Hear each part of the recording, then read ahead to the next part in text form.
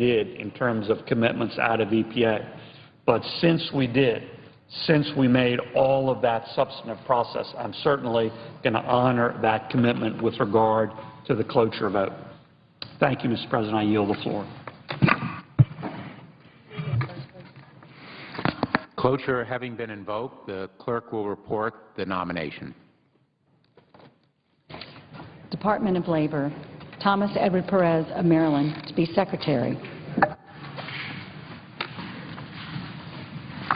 Mr. President. Senator from Iowa. Mr. President, first I ask unanimous consent that Carly Rush and Colby Steele, interns with my Health Committee staff, be granted floor privileges for the remainder of the debate on the confirmation of Thomas Perez. Without objection, so ordered. Mr. President, today the Senate is now considering the nomination of Thomas Perez to serve as Secretary of Labor. It's been a long road to get here, and I'm pleased that we finally have the opportunity to consider Mr. Perez's nomination on its merits. Tom Perez's life is a story of the American dream. The child of immigrants from the Dominican Republic, he lost his father at a young age. He worked very hard at not very glamorous jobs to put himself through Brown University, working in a warehouse, as a garbage collector, in the school dining hall. His incredible work ethic helped him graduate with honors from the Harvard Law School and the Kennedy School of Government. With such an impressive resume, Tom Perez could have done pretty much anything with those degrees and accomplishments. He could have made a lot of money in the private sector, but instead Mr. Perez chose to become a public servant. And he has dedicated his career to ensuring that every American has the same opportunity that he had to pursue the American dream.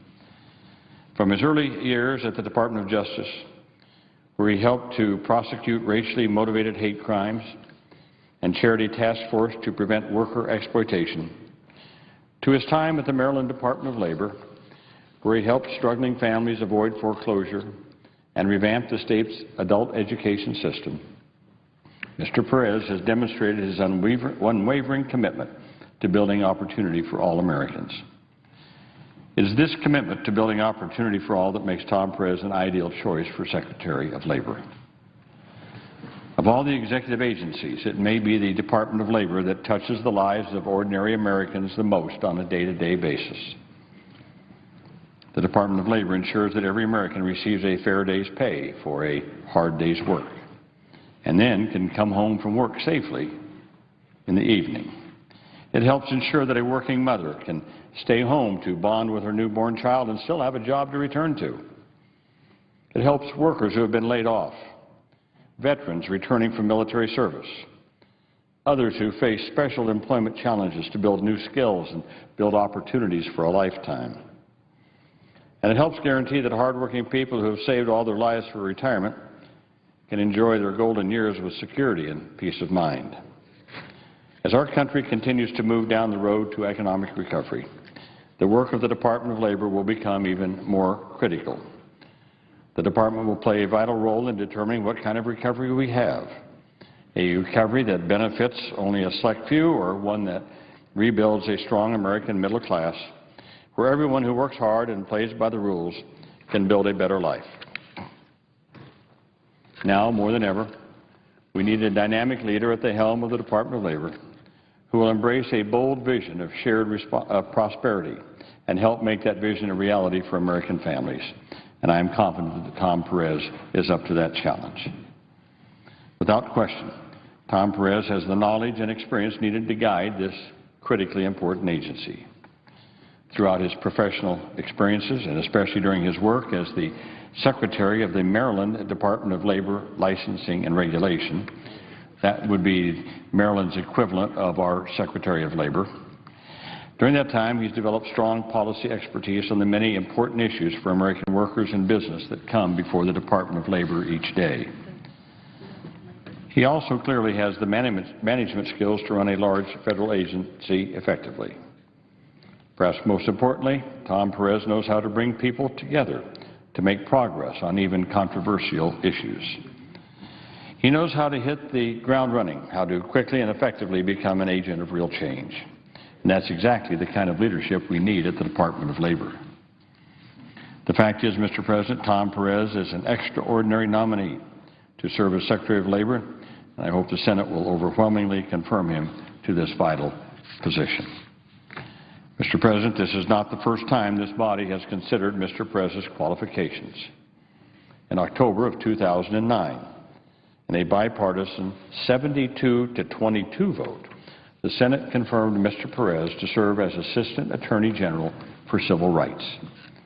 In more than 3.5 years in that position, Mr. Perez has skillfully and vigorously enforced our nation's civil rights laws and has revitalized the Civil Rights Division.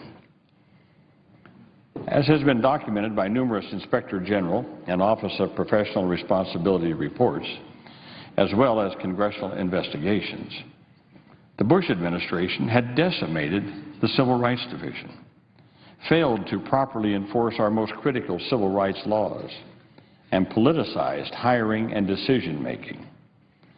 That has changed dramatically under Mr. Perez. As Attorney General Holder has said, Mr. Perez made it clear from the moment he was confirmed that the Civil Rights Division was, and I quote, once again open for business.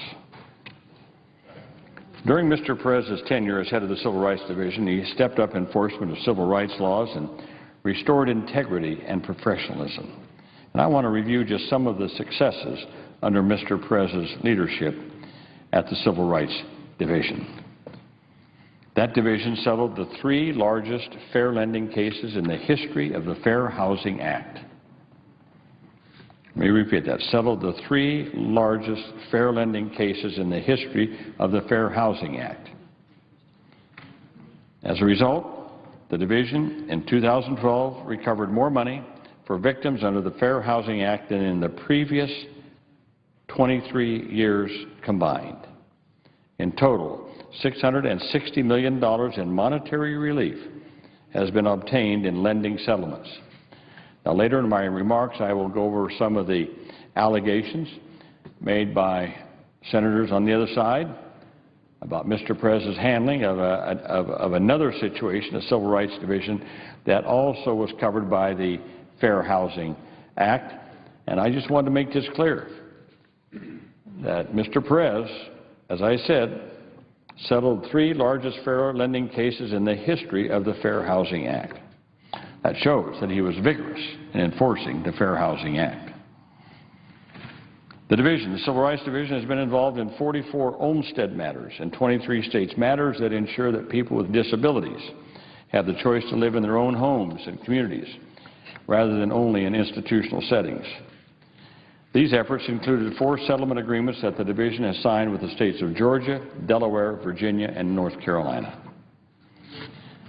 The Civil Rights Division obtained a $16 million settlement, the largest ever, to enforce the Americans with Disabilities Act.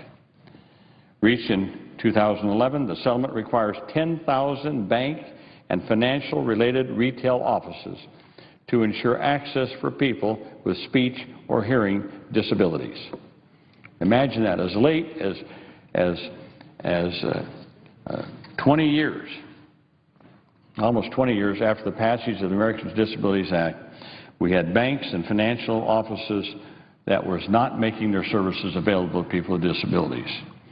The division had to go after them and, as I said, obtained a settlement, $16 million, largest ever in the history of the Americans with Disabilities Act. The Civil Rights Division handled more new cases under the Voting Rights Act in 2012 than in any previous year ever. The division increased the number of human trafficking prosecutions by 40% during the past 4 years, including a record number of cases in 2012. The division, since 2009, brought 46 cases to protect the employment rights of service members, a 39% increase over the previous 4 years of the Bush administration. Mr. President, based on this stellar record of achievement at the Department of Justice alone, Mr. Perez deserves to be confirmed. But despite these accomplishments, some of my Republican colleagues have claimed that Mr. Perez should not be confirmed. In fact, we had, 40, I guess, who voted against Mr. Perez even for cloture, to move to it. Now they're trying to say that we should not confirm him. Well, Mr. President, as the chairman of the committee with oversight jurisdiction and as the chairman of the Appropriation Committee that funds the Department of Labor, I can assure you I have looked carefully into Mr. Perez's background and record of service.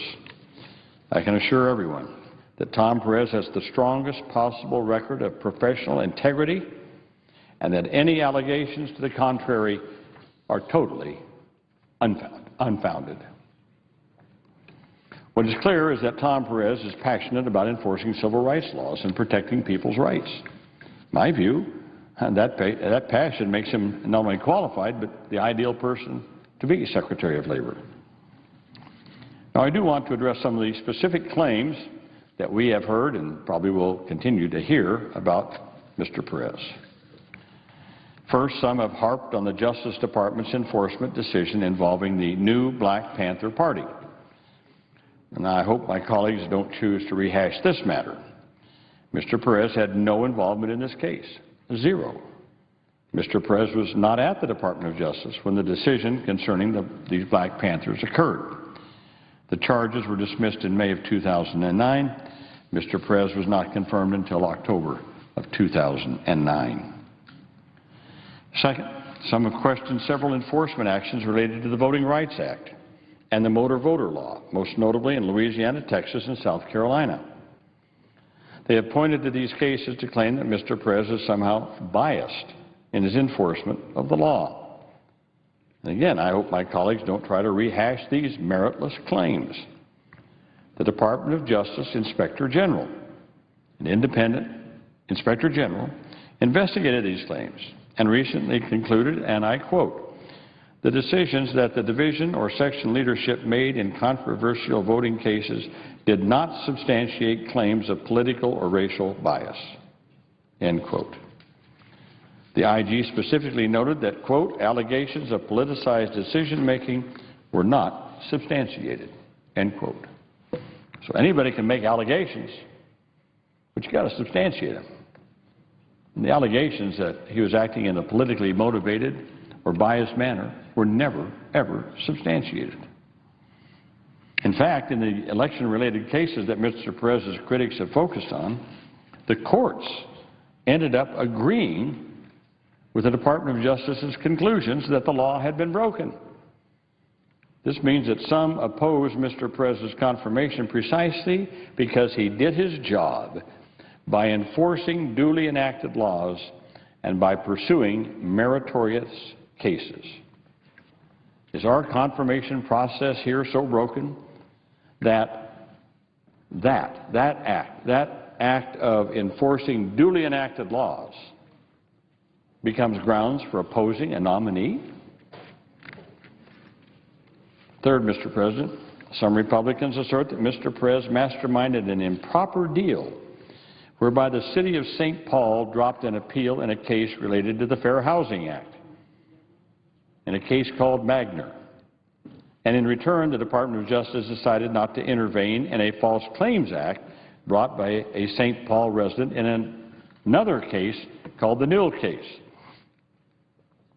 Now, during this debate, I expect we'll hear a lot about the alleged millions of dollars that Mr. Perez himself personally caused the federal government in lost damages because the government did not intervene and prevail in the Newell case. Well, it's clear from all of the investigations that we have done that rather than being the scandal that some Republicans claim, the evidence shows that Mr. Perez acted ethically and appropriately at all times. So I want to go through this because it's important to set the record straight from these kind of phony allegations that have been made by some here about Mr. Perez. The Magner case was a case involving the Fair Housing Act. In 2011, the Supreme Court granted certiorari to consider whether that act permits a disparate impact claim. Now, that's a claim challenging actions that are not intentionally discriminatory, but in essence, in effect, have a discriminatory effect. It's called disparate impact claim. Now, the case involved an unusual set of facts.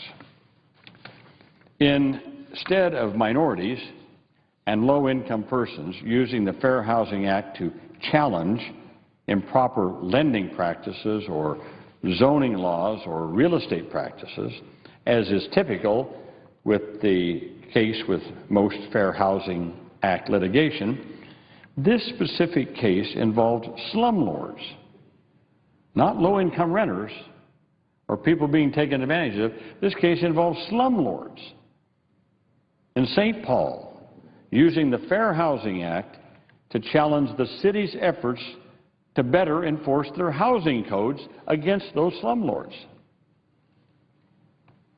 Now, do those who want to take the side, want to take the position that Mr. Perez acted illegally, are they wanting to take the side of the slumlords in St. Paul? Well, let's look at this case. You know, lawyers make strategic judgments all the time about which cases should be appealed. And here it is clear why the Department of Justice had a strong interest in this matter. As they've often said, as we all learned in law school, bad facts make bad law. The Justice Department did not want the Supreme Court to consider the viability of the disparate impact principle in a case where slumlords were trying to abuse the law to their advantage. So there was just too much at stake here. Now, the Civil Rights Division, under Mr. Perez, had used applying disparate impact principle, a standard of law recognized under the Fair Housing Act by each of the 11 courts of appeal to address the issue. They had used this, as I mentioned earlier, to reach settlements totaling $644 million against lenders who discriminated against potential home buyers in violation of the Fair Housing Act. As I said earlier, that's more money for victims under the Fair Housing Act than in the previous 23 years combined. So I think it's very clear that Mr. Perez led his division in applying disparate impact principle to gain a lot of settlements and to help people who were discriminated against. So it was vital to preserve this valuable enforcement tool. So civil rights leaders, as well as Mr. Perez, encouraged the city of St. Paul to drop the appeal.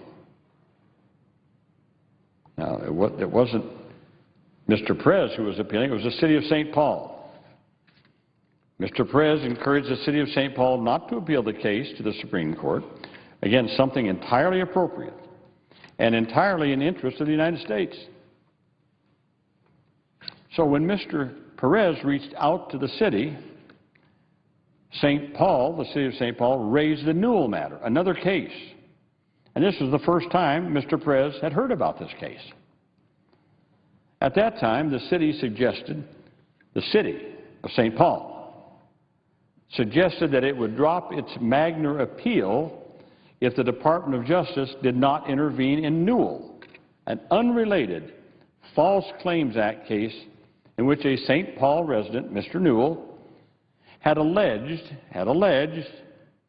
that the city of St. Paul had not met its obligation to provide sufficient minority job training programs despite certifying to HUD that it was doing so. As I said, this gets a little complicated here. But at this point, the evidence further demonstrates that Mr. Perez acted with the highest integrity and ethics. After this became known to him, Mr. Perez consulted 2 ethics and professional responsibility experts at the Department of Justice. It was made clear to him that because the United States is a unitary actor, the 2 matters could be considered together as long as the Civil Division, which deals with False Claim Act matters, retained the authority over the Newell case, which was a false claims matter, not a civil rights matter. A written response Mr. Perez received said, and I quote, this again is from the ethics people at the Department of Justice. They said, quote, "There is no ethics rule implicated by this situation and therefore no prohibition against your proposed course of action." Your proposed course of action, which was to get the city of St. Paul to drop its appeal. At all times, Mr. Perez acted appropriately within the ethical guidance he received. Now further, contrary to some Republican claims, Mr. Perez was not responsible for the department's decision not to intervene in Newell. In fact, the decision not to intervene in Newell was made by career attorneys and experts on the False Claims Act under the clear direction of Tony West, Mr. Tony West, head of the Civil Division, not by Mr. Perez, who was head of the Civil Rights Division. Mr. West, at all times, retained the authority to make the decision regarding the Newell case. Now, while it is correct that at the time the Supreme Court agreed to hear the Magner case, both HUD, the Housing and Urban Development, and the Minnesota Attorney General's Office had recommended intervening in the Newell matter. They had done that because they didn't know all that was before them. As we often find out, initial considerations are not always dispositive and are often reevaluated in light of things that come up. So after learning of the Department of Justice concerns with regard to the Magner appeal, the General Counsel for HUD, Housing and Urban Development, Department of Housing and Urban Development, told the House that she reversed her recommendation, stating, quote, "If the decision had been totally mine in October and there weren't any dealings with the Department of Justice that I needed to worry about in terms of relationship with the Department of Justice, we never would have recommended intervening. And if it were my decision whether to intervene or not, I never would have intervened." End quote. At the same time, the person who led consideration of the case in the Civil Division was a very senior career attorney and an expert on the False Claims Act, Mr. Mike Hertz. Now, although Mr. Hertz has since passed away, colleagues testified that he told them after meeting with the city of St. Paul, and I quote, Mr. Hertz said, "This case sucks." The Newell case. Again, this was the view of the Newell matter by Mr. Mike Hertz, the leading career expert on the False Claims Act. So upon learning that HUD had reversed its position, the U.S. Attorney's Office became concerned about the ability to proceed with the case. Staff in the U.S. Attorney's Office told staff of the Department of Justice that they were also likely to change their position on intervening in the Newell case.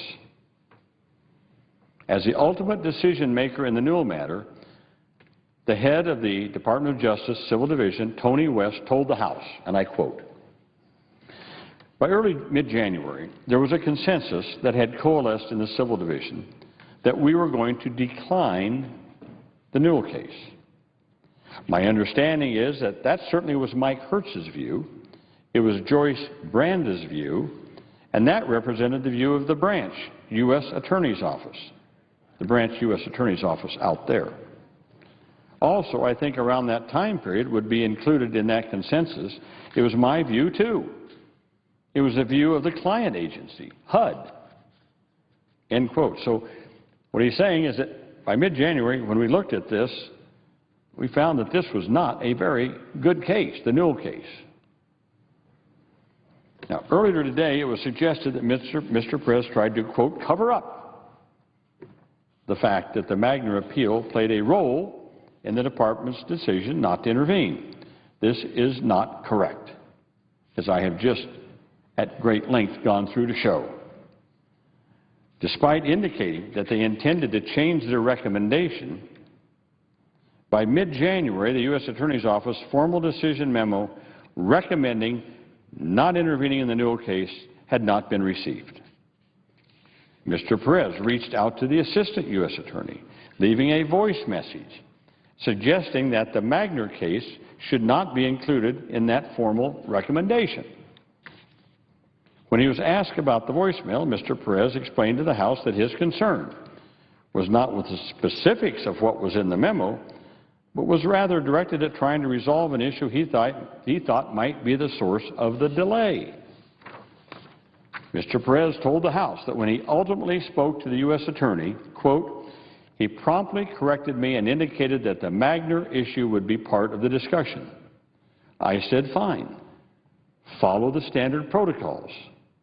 But my aim and my goal in that message and in the ensuing conversations was to get him to communicate so that we could bring the matter to closure, end quote. So, in early February, the civil division formalized the decision not to intervene in the Newell case with a written memo. Unsurprisingly, that memo is completely transparent and clearly indicates that the Magner appeal was a factor in the decision not to join the Newell matter, but that the decision is largely based on the flaws in the Newell case. I misspoke, that the Magner appeal was not a factor in the decision not to join the Newell matter, but the decision is largely based on the flaws in the Newell case. As Mr. West noted, quote, declining to intervene was a view that we had all arrived to, having taken into consideration the numerous factors, including the Magner case, as reflected in our memo. I think the memo, the declination memo that I signed, really does encapsulate what our view was, end quote. Moreover, the final decision memo signed by Mr. West that declined to intervene in the Newell case is completely transparent and clearly indicates that the Magner appeal was a factor in the final decision not to join the Newell matter. Now, Republicans claim that Mr. Perez single-handedly cost the United States millions of dollars. But the damage award received from a losing case is zero. Zero. According to the Justice Department's leading expert on the False Claims Act, that is likely what the Newell matter was worth, zero. So Republicans say that we lost millions of dollars. How can you lose millions when the experts say that their chances of succeeding at it are zero? When the General Counsel of the Department of Housing and Urban Development was asked about HUD's interest in recovering funds from the city of St. Paul, she stated, quote, as a hypothetical matter, sure. Did we actually think there was the capability to do that in this case? No, end quote. So, to summarize, Mr. Perez consulted with two ethics and professional responsibility experts. Those experts made clear that it was appropriate to advance a global resolution of the two cases as long as the Civil Division retained authority over the Newell matter, which it did at all times.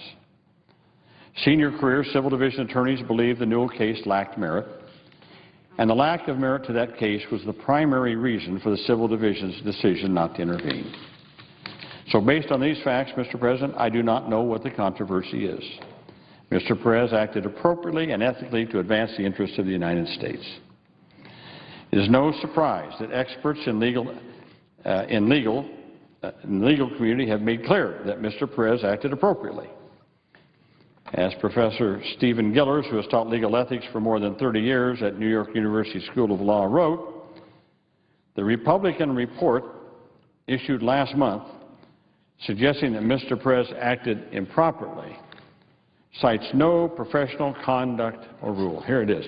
The House Oversight and Government Reform Committee Majority Report argues that linking the two cases, withdrawal of the Magner appeal and U.S. non-intervention in the two key Tom actions, Newell and Ellis, was unethical. However, it cites no professional conduct rule, no court decision, no bar ethics opinion, and no secondary authority that supports this argument. In fact, no authority supports it. So, Mr. President, you can make all kinds of allegations.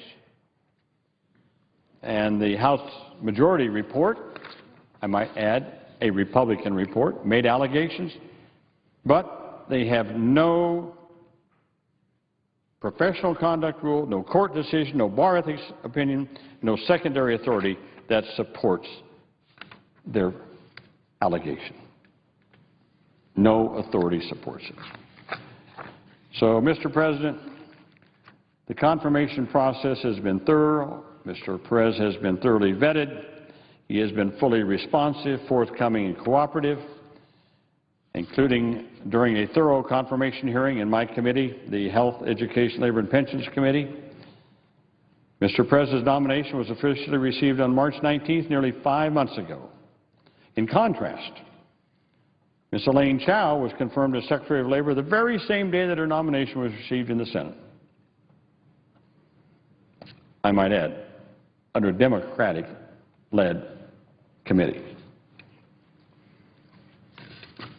So again, with regard to the handling of the Magna Renewal matter specifically, members received a complete set of over 1,400 documents from the Department of Justice. The Department of Housing and Urban Affairs made 2 career employees available to the House Oversight Committee for interviews with respect to their investigations into those cases. Moreover, the Department of Justice Inspector General made available the relevant portions of the transcript of Mr. Perez's interview with the IG as part of their investigation into the voting rights section under both President Bush and President Obama. So, Mr. President, these allegations are simply that, allegations made of whole cloth. Well, quite frankly, Mr. Perez has acted ethically and appropriately at all times. And perhaps that's why some are opposed to him. He's been vigorous in enforcing our civil rights laws, vigorous in going after slum landlords and lending agencies that abuse poor people who are trying to get decent housing. Yeah, he's been vigilant in that, very vigilant. As I said, getting some of the biggest settlements ever in the history of this division. So, perhaps they're afraid that Mr. Perez will be vigilant and strong in his tenure as the Secretary of Labor. Well, we can only hope so. We can only hope that he will continue in the tradition set down by the former Secretary, Hilda Solis, who did an outstanding job as our Secretary of Labor.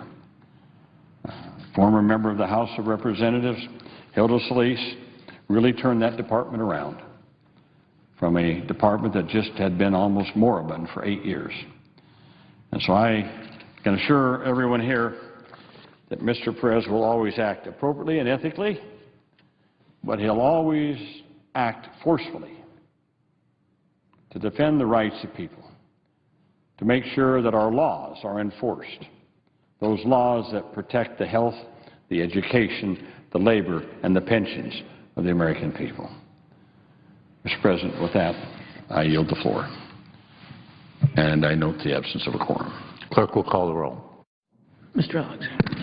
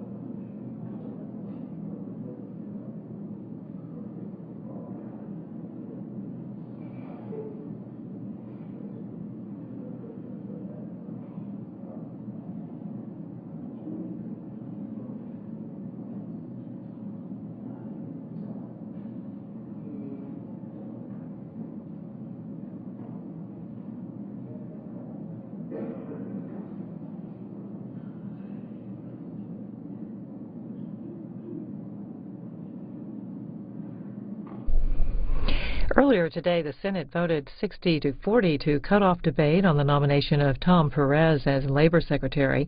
They're now proceeding with up to 30 hours of post-cloture debate under an agreement reached earlier this week. They also voted today to confirm Fred Hochberg to serve another term as the president of the Export-Import Bank. The agency's mission is to help U.S. companies get the financing they need to export their products to areas where the private sector is unable or unwilling to go. Republican Senator Mike Lee of Utah spoke in opposition to the nomination. Democratic Senator Maria Cantwell of Washington spoke afterward in support. And now, Madam President, I'd like to shift topics and speak briefly in opposition to the confirmation of Fred Hochberg to continue as chairman and president of the Export-Import Bank. By confirming Mr. Hochberg, we would perpetuate the existence of an organization whose sole purpose is to dispense corporate welfare and political privileges to well-connected special interests. The Export-Import Bank, or EXIM, as it's commonly known, is an example of everything that's wrong with Washington today. It is big government serving the interests of big corporations at the expense of individuals, families, and small businesses throughout America. I'm, of course, not alone in this view. I have good company. In 2008, while campaigning for the office of President of the United States, then-Senator Barack Obama referred to EXIM as, quote, little more than a fund for corporate welfare, close quote. And so it is. After all, in fiscal year 2012, $12.2 billion of EXIM's $14.7 billion in loan guarantees went to a single company, one company. Madam President, our free enterprise system may not be perfect, but it is fair. Crony capitalism, which is promoted by the Export-Import Bank, is neither. Abraham Lincoln once said that the leading object of government was to, quote, lift artificial weights from all shoulders, to clear the paths of laudable pursuit for all, to afford all an unfettered start and a fair chance in the race of life, close quote. Crony capitalism is the opposite of this noble vision. It lays on artificial weights, obstructs paths of laudable pursuit, and makes the race of life fettered and unfair. We may have honest disagreements about when and whether and to what extent and what circumstances it's a good idea for the government to redistribute wealth from the rich and give it to the poor. But can't we all agree that it's always a bad idea to redistribute wealth from the poor and the middle class and give it to large corporations? The saddest part is that it isn't even clear that the bank actually helps U.S. firms to outperform their foreign competitors. EXIM's convoluted financing has been accused of pricing at least one U.S. airline out of being able to compete with foreign firms, and at least one court has agreed. Cronyism is a cancer. It undermines public trust in our economy and in our political system. Ordinary Americans who have the gnawing sense that the game seems rigged against them, unfortunately, have good reason to feel that way. It's not the free market that serves the middlemen at the expense of the middle class. It's the crony cartels of big government, big business, and big special interests conspiring against the American dream, helping each other to American taxpayers' money. The EXIM Bank is part of this graft. I urge all of my colleagues to join me in opposing this nominee and the crony capitalist organization that he leads. Thank you, Madam President.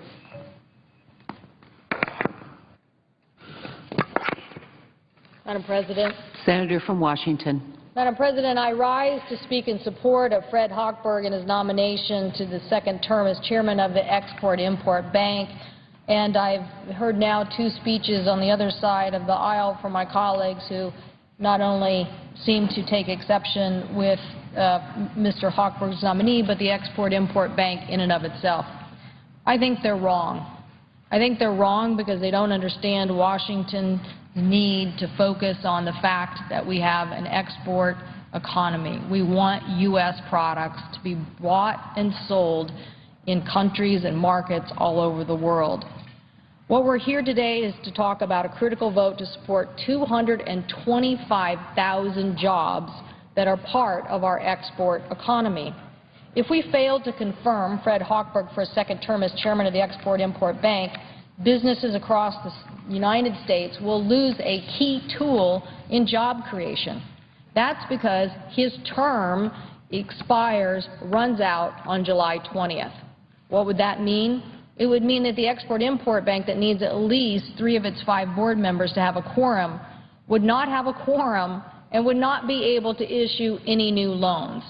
That means that the transactions that U.S. companies depend on, the guarantees and the transactions to finance the sale of U.S. products and services overseas, would not be able to move forward. If we don't confirm Hochberg this week, the bank cannot approve loans, and it would take away a job-creating tool that American innovators and businesses count on. And that's why I'm calling on my colleagues in a bipartisan fashion to confirm Mr. Hochberg as the Export-Import Bank chairman for a second term. His nomination is supported by the Chamber of Commerce, by the National Association of Manufacturers. He has proven to be a solid leader in his organization by listening, implementing, innovating, and administering a very critical job creation tool. When I visited businesses across my state in 2012 to talk about the Export-Import Bank, I heard that American people wanted us to focus on job creation and supporting business, and the Export-Import Bank helps American-made products be shipped all around the world. I saw a company in my state, Yakima, Washington, the Manhasset Music Stand Company, who uses the Export-Import Bank to make sure sales go all around the globe, including China. I saw a grain silo manufacturer called Safco in Spokane, who also would testify the fact that they have been able to sell their grain silos many, many countries around the globe because of the financing that the Export-Import Bank guarantees. Airline cockpit hardware made by a company, Esterline Factory in Everett, Washington, also testified to the same effect, that when you're looking around the globe to secure financing of U.S. products into more developing countries, it's hard to get the financing to work. So the U.S. can be left at the starting line, or the U.S. can use this vital tool that I call a tactic for small business to get access to make sure that their products get a final sale. The Export-Import Bank supports 83,000 jobs just in my state alone, which benefits from the finance mechanism. And over the last 5 years, it has supported many, many jobs throughout the United States. Overall, it supports, as I said, 225,000 jobs and more than 3,000 businesses in 2012. And in this small business area, 2,500 of those are small businesses. So the notion that this is somehow crony capitalism, maybe he's talking about the shenanigans that happened on Wall Street, but he's certainly not talking about the Export-Import Bank. So I'm advocating that we keep the very positive results of this bank and keep Mr. Hochberg going, and to make sure that we continue to sell our products from Everett, Washington, or Auburn, Kentucky, all over the globe. 95% of the world's consumers live outside our borders. So the question is, are we going to make sure that U.S. products get into the hands of the growing middle class around the globe? In 2030, China's middle class will be 1 billion people, 1 billion middle-class people in China, up from 150 million today. And India's middle class will grow 80% from 50 million to 475 million. So we need our businesses, large and small, to have the tools to reach this new growing pool of consumers. And not only does this help businesses, the Ex-Im Bank also helps taxpayers.